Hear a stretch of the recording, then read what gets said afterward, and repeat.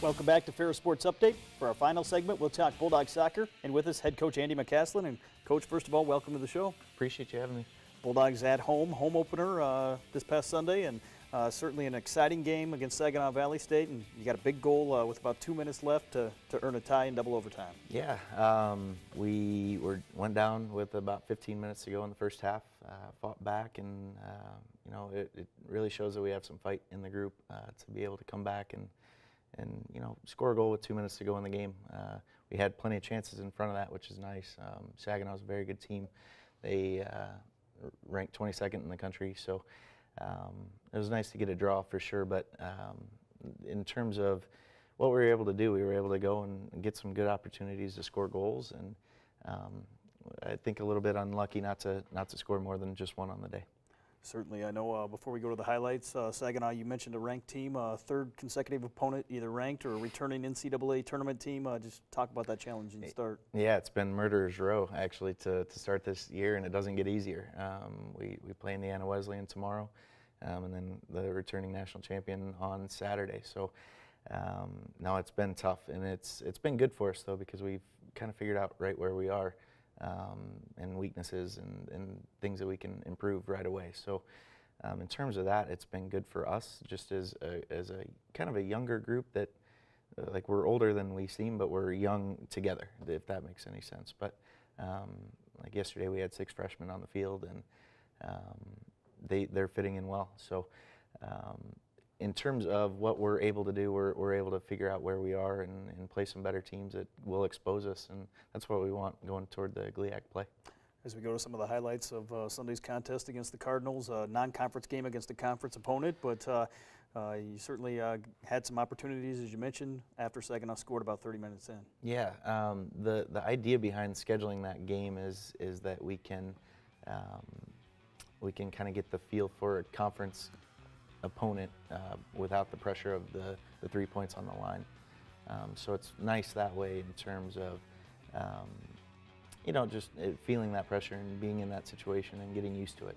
So we're able to schedule that game and schedule difficult teams, and we were able to get some good possession and some good chances on goal against a quality opponent. Saw this goal right here, the one goal you had with about 2 minutes to go, and Riley Wood, the senior, gets credit for the goal, but a great play all the way around. Yeah, it was.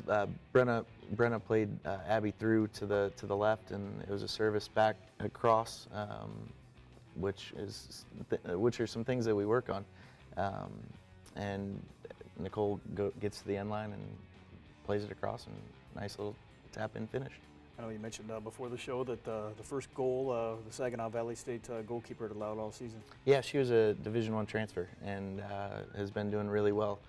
Faced some very good opponents and in Bellarmine and Indy, and didn't give up a goal. So that's kind of nice to get that first one, and our first one on the year. So I've said it all along. We've been kind of knocking on the door for goals, and we've been in games that have been difficult, but we've created chances, and the goals are going to come.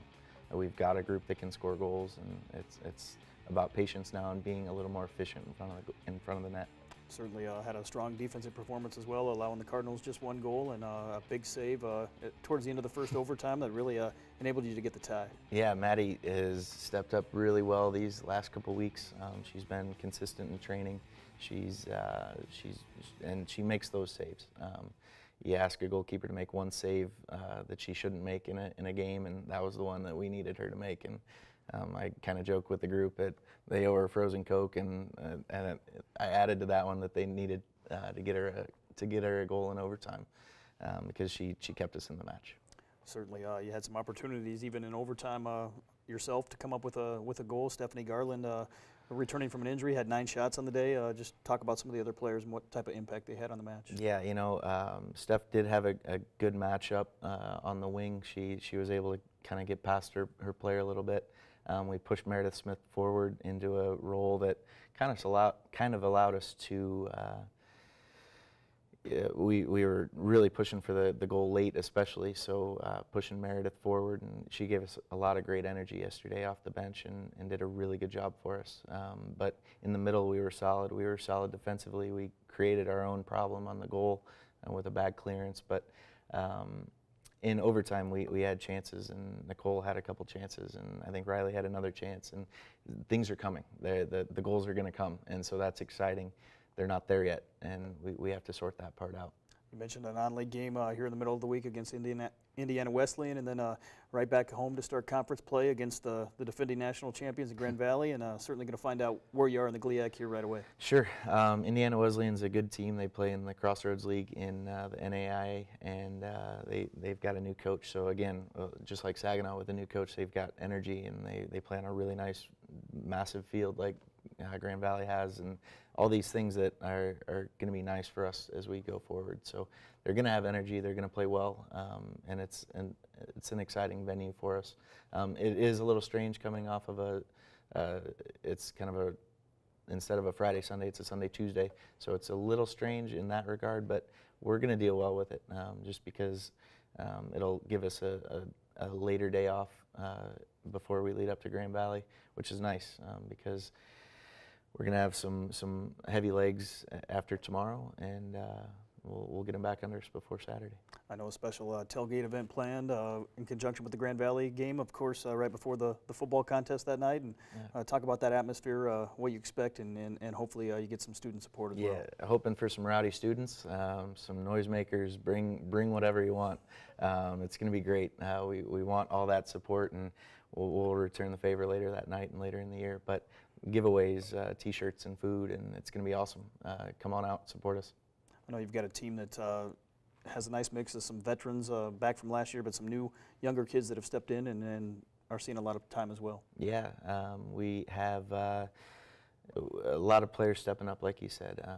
Players in the middle, Brenna Cockrell and Hillary Schatzley, and Karen Nichols stepped on yesterday and did a really good job for us, and Audrey Romine stepped on in the back. So we have a really good mix of players, and Rachel Fouts has done a good job going forward for us and kind of holding some areas down in the midfield. And I ask a lot of them, and I sometimes forget that they're still new. But I guess that's just kind of where we are right now. We need to expect more out of the kids, and they're doing a good job. They're sorting themselves out.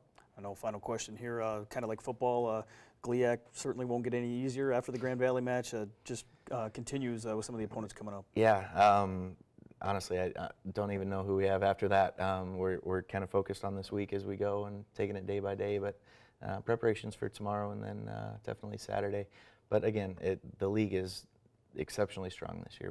I was going through yesterday, and 9 or 10 teams could really challenge for the tournament at least, and then I think 3 or 4 or 5 of us can push for the league title. So again, it'll be fun, but never easy. Coach, best of luck this weekend, and looking forward to some more Bulldog soccer. Appreciate it. That's going to do it for another episode of Ferris Sports Update. Reminder, you can follow all the action online at ferrisstatebulldogs.com. Thanks for tuning in.